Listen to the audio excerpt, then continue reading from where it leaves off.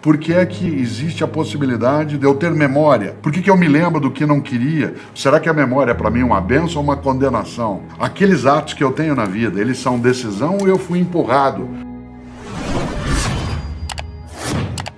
Sabe que filosofia é uma coisa para as pessoas elas se encantarem. Não é para elas temerem, é que nem matemática. Por exemplo, qual é a mais humana da ciência? É a matemática. Ela é pura criação humana. Nada que ela lida, nada existe. Você nunca viu um triângulo isósceles andando por aí, uma derivada ou uma matriz tomando um suco. Né? Nada do que a matemática lida tem realidade material. É pura invenção, é poesia pura. Pois bem, alguns professores e professoras conseguiram transformar a matemática no martírio. Como algumas pessoas transformam filosofia no martírio. Não pode ser. A filosofia ela tem que ter profundidade, ela tem que ser analítica, sistemática, metódica, mas ela não pode ser enfadonha. Tudo aquilo que é enfadonho, quando a gente traz, por exemplo, uma conversa sobre filosofia numa tarde, em que a família está assistindo, qual é a finalidade? Que as pessoas apreciem, não que elas nos temam. Você e eu, ambos da área também de filosofia, não temos que ser temidos. Ao contrário, ninguém pode dizer assim, o Chalita ou o Cortella são homens inteligentes só porque a gente fala o que não é compreendido.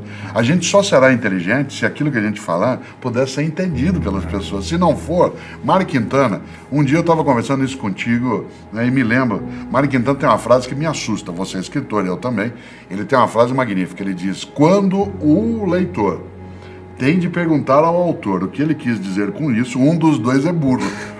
E eu sempre acho que eu sou burro na hora de escrever, então eu preciso melhorar por essa condição. Mas a filosofia, ela é boa, ela nos encanta, ela ajuda a conversa. Quando você pensa um homem do século VI a.C., um pedacinho do V, que é capaz de dizer algo magnífico, como a única coisa permanente é a mudança. Não se a única pode coisa banhar duas vezes Isso, não se toma banho duas vezes no mesmo rio, porque quando você volta, nem você é o mesmo, nem o rio é o mesmo. Isso é de uma atualidade absolutamente marcante. Quando a gente pega a reflexão dos pré-socráticos que você mencionou, aquilo que vem com a ideia de Anaximes, Anaxágoras, que são nomes que parecem meio esotéricos para as pessoas, mas eles têm uma marca no nosso cotidiano. Quando Pitágoras, vários de nós estudamos Pitágoras na matemática antes de vê-lo na filosofia, mas Pitágoras, que você sabe muito bem, é o criador da palavra filósofo. Ele inventou a palavra filosofia. Quando ele fala de alguém que se dedica, que tem um afeto pelo conhecimento, alguém que tem um carinho, eu gosto dessa palavra, carinho, pelo saber, que entende que em latim sabor e saber têm a mesma origem semântica. Aliás, os portugueses, melhor até do que nós, dizem, para dizer que uma comida é gostosa, diz isso me sabe bem. Dizer que aquilo é apreciável. Portanto, aquilo que a filosofia é capaz de trazer, ela nem sempre é absolutamente nítida, nem para nós. Nem sempre a gente consegue lidar como se ela fosse mera iluminação. Mas ela consegue fazer aquilo que você puxava. Nós vamos às grandes questões da vida. Quem sou eu? Qual a origem do mal? Por que é que existe aquilo que existe em vez de nada existir? Por que é que existe a possibilidade de eu ter memória? Por que eu me lembro do que não queria? Será que a memória é para mim uma bênção ou uma condenação? Aqueles atos que eu tenho na vida, eles são decisão ou eu fui empurrado por alguma coisa que eu não controlo? Pedro Nava tem uma frase que para mim, Chalita, é inesquecível. Ele dizia, eu não tenho ódio, eu tenho a memória. Eu não tenho ódio, eu tenho a memória. Isso é perigoso. O Ivan Esquerdo, que é um grande neurofisiologista, um grande médico da Federal do Rio Grande do Sul, que é um especialista em cérebro, ele tem um belíssimo texto, que a gente não pode não ler, onde ele fala sobre o papel do esquecimento na preservação da saúde mental. Isto é, o quanto que a gente tem que ter memória de algumas coisas, mas não pode ter de todas elas o tempo todo. Porque, do contrário, a memória ela pode carregar coisas que são boas, e a essas boas que a memória traz para agora, eu chamo de saudade. E ela pode carregar coisas que não são boas, que são aquelas que são a culpa. Portanto, sem imaginar, parte da memória nos preserva. Uma das coisas que o idoso ele mais sofre no dia a dia é o fato de que a memória dele, ela não é que ela desaparece, é que ele começa a perder à sua volta aquilo que é referência. Isto é, o lugar que ele andava não tem mais. Quanto mais a pessoa vive, mais ela fica isolada, porque se ela tiver muito tempo de existência, outras pessoas falecem e ela se sente abandonada num outro tempo, como se ela tivesse encapsulada. Nesta hora, a memória salva. Porque quando alguém bem idoso, alguém da nossa família, da nossa amizade, diz assim, porque eu, em 1940, quando eu estava ali em Cachoeira Paulista, que meu pai estava na loja Bela de calçado, terra, né? quando começa a pensar essas coisas, aquilo vai reavivando. A Terezinha Rios gosta de trabalhar uma ideia que é de recordar. A ideia de fazer passar pelo coração de novo, recordes. Aquilo que volta para dentro do coração e está outra vez aqui onde a gente está. Por isso, acho que a memória, ela pode ser para nós um dano, se a gente exagera, porque quando você tem culpa, a memória pode martirizar, mas quando você faz da memória apenas uma ferramenta de reavivar a saudade, Aí é uma bom. coisa gostosa. Todo estrangeiro apavora com uma frase que nós dizemos, que é assim, eu vou acabar com a tua raça. Essa expressão, ela é de uma violência. Primeiro que ela é genocida. Ela é genocida. Você já começa a trazer à tona tudo aquilo que é o horror da vida. É possível, mas não é obrigatório. Eu vou acabar com a tua raça significa não vou deixar rastro. Eu acho que a vingança, ela é como a ideia da raiva.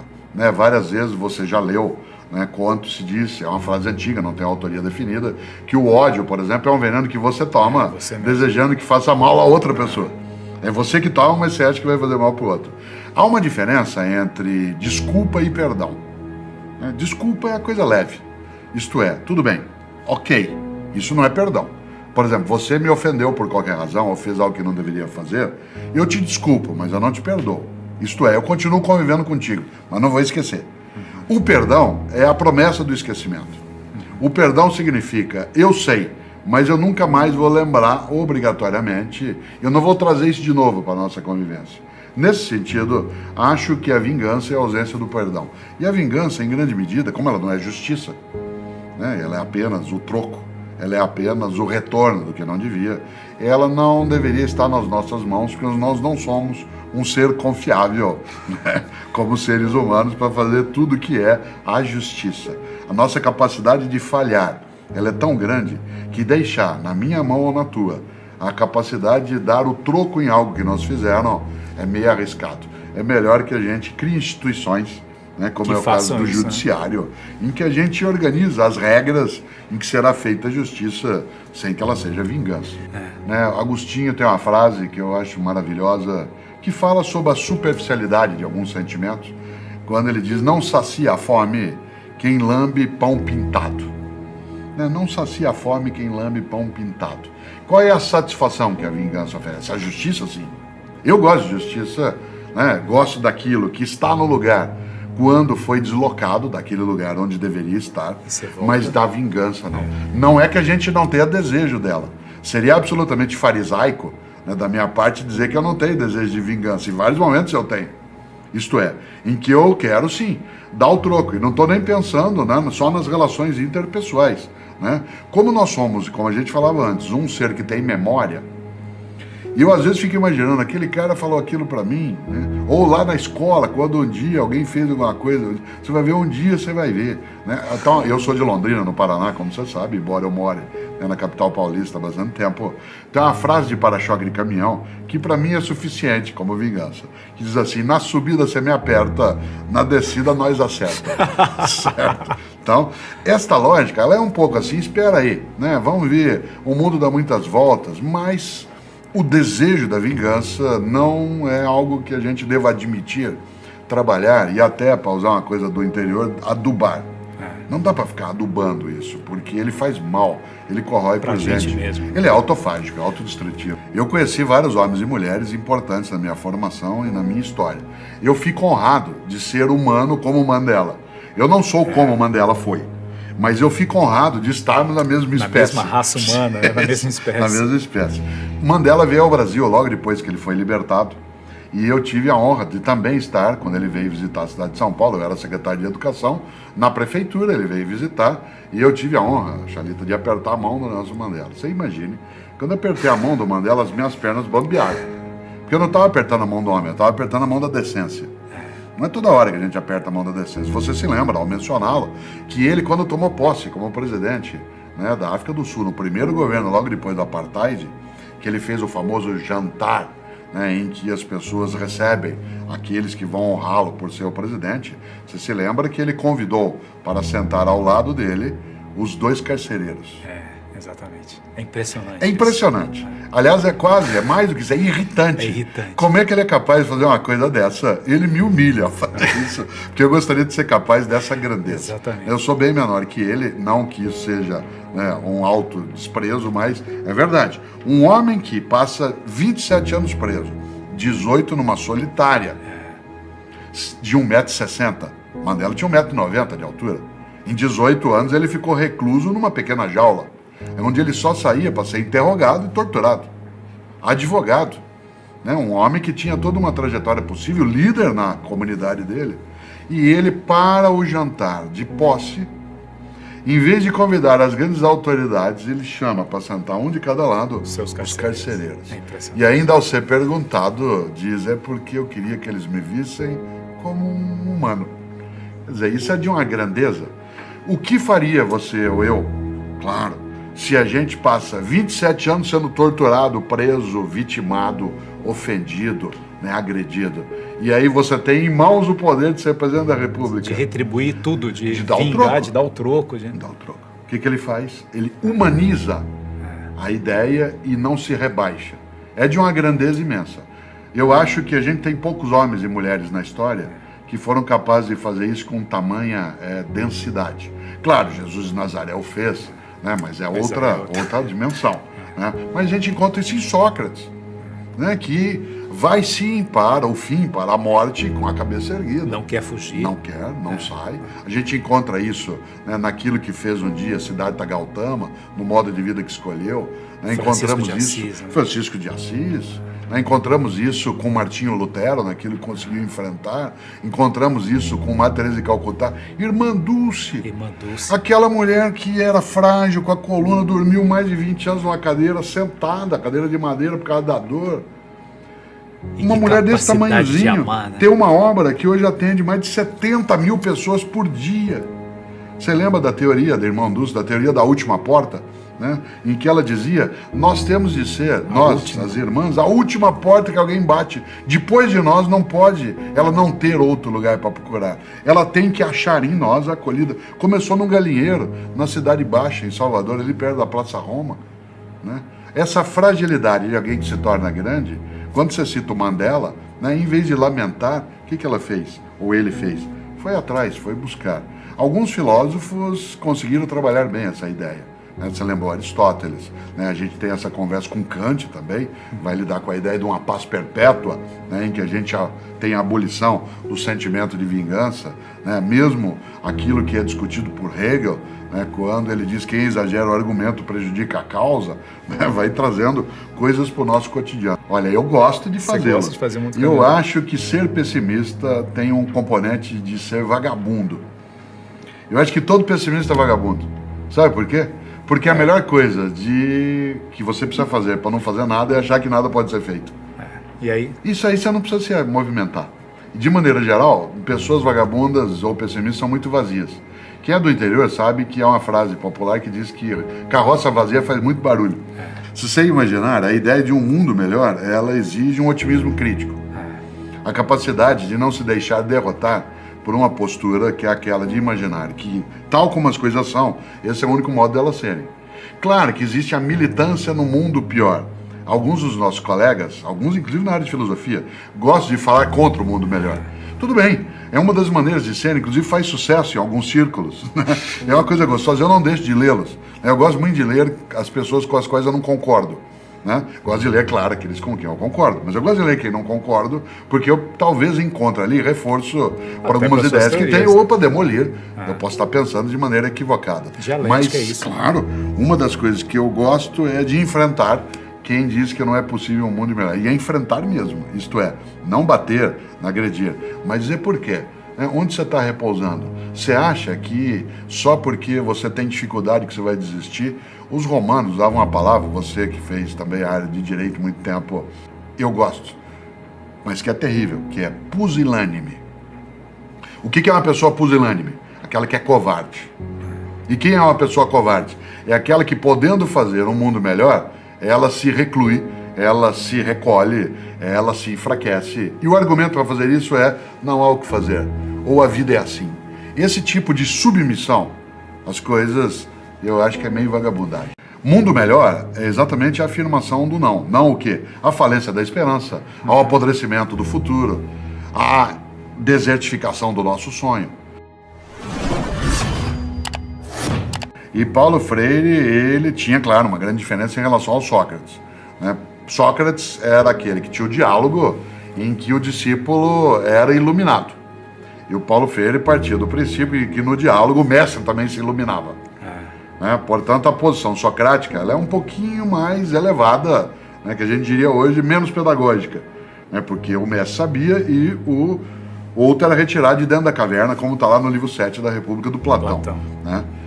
E o Paulo Freire achava que também o aluno ensinava. Então, você tinha um movimento... É uma evolução, né? Uma mudança, sem desprezar o Sócrates. Acho que Paulo Freire, de Sócrates, parte para chegar a uma coisa, né, que ele é um pouco maior. E eu acho que a gente tem, como docente mesmo, de ser alguém que é provocador. Né? Provocador em que sentido? Provocar, chamar na tua frente. Né? De vocar aqui na minha frente. Não é só chamar a favor, é pró de pré. Né? De pré-vocar. Vem aqui na minha frente, vem aqui. Ouça bem, presta atenção. Pare, olhe, escute, né? No cruzamento, dá uma olhada.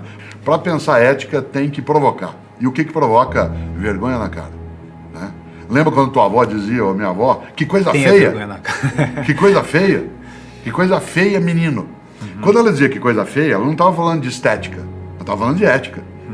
Quando a gente diz essa é uma bela pessoa, nós não estamos falando de estética, nós estamos falando de ética. O que é uma bela pessoa? É aquela que tem vergonha do que não deveria ter feito e tem vergonha suficiente para não fazer de novo o que fez e que não deveria ter feito. Se você imaginar, né, alguns desses grandes pensadores, Platão, né, as imagens que restaram, Platão era meio disforme até, Sócrates claudicava, desculpe, Aristóteles claudicava, ele mancava, né, portanto ele não era, às vezes ele era ridicularizado em função de algo que deveria ser compreendido como uma condição dele, era colocado de outro modo. Por isso que a beleza de alguém, né, em grande medida, ela advém da força de ética, alma, né, de acolhida, ética, né, que ela manifesta. Nós não temos, por exemplo, uma nitidez em relação a como é que era o rosto de Jesus de Nazaré. Ele não tem clareza em relação a isso. Nos filmes, né? É lindo, né? É um padrão mais ocidental, mais midiático, né? É muito provável que ele não fosse loiro de olhos azuis. Como tem ele era um palestino. Né? Sendo um palestino naquela região, é provável que ele tivesse uma estatura menor, tivesse o olho um pouquinho mais alongado, o nariz é um pouco mais moreno, né? Mais moreno, o cabelo não era todo encaracolado, quer dizer, não era daquele modelo. Mas houve, claro, um embranquecimento da figura.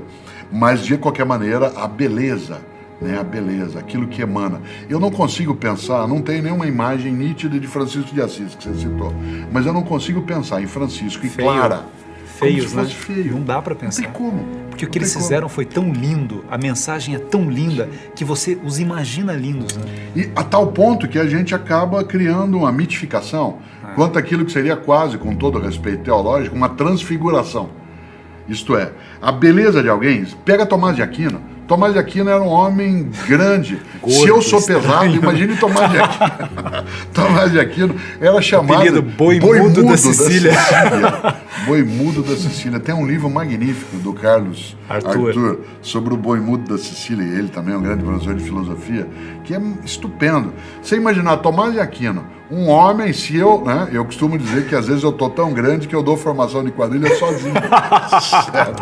Bom, Tomás de Aquino era muito maior. Ainda assim... E aparentemente mais baixo, mais gordo e mais baixo. Se você imaginar Tomás de Aquino com aquela capacidade, ele é uma beleza imensa. Por isso, a ideia daquilo que é belo, né, o bom e o belo, que os gregos falavam no mundo antigo, aquilo que é belo é aquilo que emana vitalidade, que tem decência. Eu gosto muito da palavra decência, porque dentro dela tem a palavra beleza. Você estudou etimologia, eu também, dec, né, de decência, DEC, significa enfeitar, embelezar. Né, aquilo que torna bonito. Por isso decorar. Por isso que na área da política, na área da família, na área da igreja, a gente fala em decoro. E fala em indecente. O que é uma coisa indecente? Aquilo que enfeia. O que é uma coisa decente? Aquilo que enfeita. A diferença entre enfeiar e enfeitar não é só de fonema. Ela é uma questão de decisão. É uma questão de escolha. Por exemplo, uma das coisas que o cristianismo mais contribuiu, e trouxe isso do judaísmo, mais contribuiu para a filosofia ocidental, é a ideia da ética como escolha. Adão e Eva não foram colocados na obrigação de fazer o que fizeram. Eles o fizeram porque decidiram fazê-lo. Mas poderiam não tê-lo feito. Quando, na narrativa mítica, né, naquela Midrash, que é a própria narrativa do Gênesis, quando a ideia do mal, a serpente sopra, né, para Eva como fruto, ela podia não comer. Era uma escolha. Se você imaginar a ética como escolha, e portanto não como imposição, nem como vítima. Uma das coisas mais importantes, acho que da contribuição do pensamento ocidental, marcadamente, aquilo que é a visão judaico-cristã, é a ideia da escolha. Portanto, enfeitar ou enfeiar é uma decisão. Né? Nesse ponto, quando a vovó dizia que coisa feia, ela estava falando de novo naquilo que é decente. Eu acho que nós temos hoje uma certa fragilidade de formação de alguns princípios de conduta e convivência. Isto é, sociedades maiores em cidades maiores com uma restrição do tempo de convivência entre gerações, algo que nos levou a, eu mencionei tua avó ou a minha, nós vivemos em gerações anteriores muito perto de outros parentes. Por exemplo, onde a gente aprendia a ser disciplinado? Mais na casa da avó e do avô. Exatamente. Porque o que era a casa da avó? Vamos ver se você lembra da tua. Eu lembro da minha. A casa da avó era um lugar onde podia tudo menos o que ela proibisse. Certo? Então, podia tudo. Comia mais na menos casa o que da ela avó, proibisse. Então, o que é disciplina? É poder tudo menos o que não pode. O que é uma pessoa indisciplinada? É aquela que pode tudo. Em que não há ou não pode. Por isso, uma sociedade que foi indisciplinada. É fundamental, né, fundamental. Cortella? Não, a gente ouvir a palavra não, falar não, porque às vezes você vive num psicologismo que diz assim, não diga não para a criança porque você traumatiza a criança. Não, diga não, você vai enfraquecê-la. Né? Você sabe que uma das coisas mais fortes, nós somos um ser que é capaz de não. A primeira palavra que um ser humano é capaz de entender e dizer é não. Nós somos um animal que é capaz de dizer não ao que parece improvável. Mundo melhor é exatamente a afirmação do não. Não o quê? A falência da esperança, ao apodrecimento do futuro, a desertificação do nosso sonho. Se você imagina, nós somos capazes de dizer não. Só quem pode dizer não pode dizer sim. Por exemplo, Rousseau dizia isso com muita clareza. O Clóvis de Barros Filho, nesse livro, ele menciona, ao falar de escolha. Porque Rousseau escreve, o nosso grande filósofo genebrino, hoje na Suíça seria, né? Ele dizia, um cão morre de fome ao lado de 1 quilo de alpiste. Um pássaro morre de fome ao lado de 1 quilo de carne. Isto é, ou está na natureza dele, ou ele não faz. Nós tem não. escolha. Nossa escolha. Nós podemos, inclusive, comer o que faz mal. Aliás, a gente gosta. A gente pode escolher comer o que faz mal. Fritura faz mal, a gente come. Carne, às vezes, etc. E eu costumo dizer, só os animais que vêm viver conosco é que começam a comer o que faz mal para eles. Né? Por exemplo, nenhum cão come o que faz mal para eles, a menos que ele venha viver conosco. Ele come macarrão, né? Come manga, já viu o cão chupando manga? Então, come uma série de coisas que não estão na natureza. Agora, para nós é escolha, para o cão não é. Por que o pitbull faz o que faz em alguns momentos que ele ataca? Porque ele não tem como não fazer. E essa palavra não que você trouxe de volta, ela é marcante. Porque o que é? Quem ama é capaz de negar. A afirmação contínua, isto é, a autorização contínua para qualquer coisa não forma alguém livre, forma alguém soberano. E esse soberano vai vir sobre você depois. Há um ditado do Pantanal que eu gosto sempre de lembrar. O pantaneiro diz, não dê asa à cobra. Não dê asa à cobra. Se já é um ser que sem asa já é meio arriscado, né? Imagine se você der asa. Né? Tem gente que dá asa à cobra com a indisciplina. Por isso, não é que a família degrada. Não, é que há alguma desatenção em relação a alguns valores. Por exemplo, crianças hoje que confundem desejos com direito. Eu quero, você tem que me dar. Ora, imagina. A ausência da ideia de esforço. Eu tenho uma preocupação. Parte das gerações que vão chegando, algumas famílias as estão formando sem ideia de esforço. A ideia de que tudo é automático. O Rubem Alves falou uma coisa interessante dos brinquedos. Você não tem mais relação afetiva com o brinquedo, porque antigamente você esperava o Natal para ganhar o brinquedo, o seu aniversário. Agora você ganha brinquedo o tempo todo, porque o pai ou a mãe acha que é uma forma de compensação, porque ele está ausente e dá tudo para a criança. Então ele tem aquele monte de brinquedo, tudo que você dá. E a minha preocupação vem de uma lógica, a ausência de apego. Porque alguns diriam que hoje é preciso desapego, para algumas coisas é. Mas quando eu gosto de algo e eu me apego, eu quero tê-lo comigo. Está lá no Pequeno Príncipe. mesmo que seja um livro que algumas missas tenham lido, ainda assim é de uma beleza maravilhoso. brutal. Quando a que a gente já falou diz, muito claro, isso, né? Mas pode falar, sempre lindo isso, a né? frase, você é responsável por aquilo que você cativa, né? de cativar. Por exemplo, tem alguns livros na vida que me cativaram, eu sou prisioneiro deles no bom sentido. Isto é, eu não quero estar longe. Tem algumas pessoas na vida que elas me cativam, elas me cativaram. Portanto, eu mantenho uma relação que eu quero estar. Eu tenho um apego. A teoria do desapego, ela vale em relação a algumas coisas materiais, mas ela tem os seus limites. Em relação ao medo que eu estava te dizendo, qual é o meu maior? Parte dessa geração, que hoje é formada por alguns de maneira mais frágil, ela é uma geração que não tem ideia de esforço, não são todos, não é o tempo todo, mas tem. Como que ela vai cuidar quando a gente ficar mais idoso? Você é mais jovem que eu já estou mais adiantado. Isso significa quem vai cuidar? Porque alguns de nós somos a primeira geração que cuida das duas gerações paralelas. Boa parte de nós cuida dos filhos, que os tem, e dos pais. Seja no cuidado, seja em relação a ajudar a financiar a saúde, etc.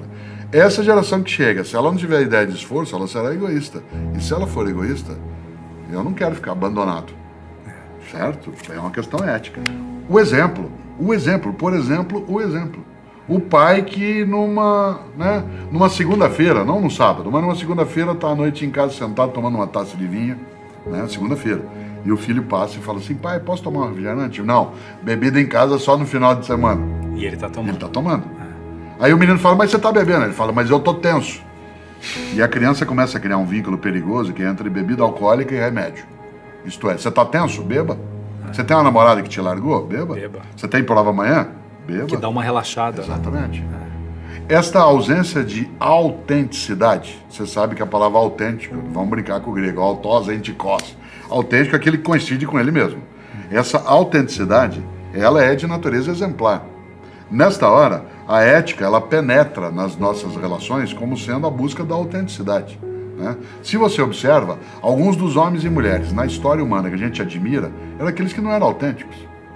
Nós citamos várias vezes o Mandela, ele nunca se vendeu. Jesus de Nazaré não se vendeu. Quando a gente observa que Mandela não fez todas as coisas absolutamente corretas, ele não é irreprovável, mas ele não se vendeu.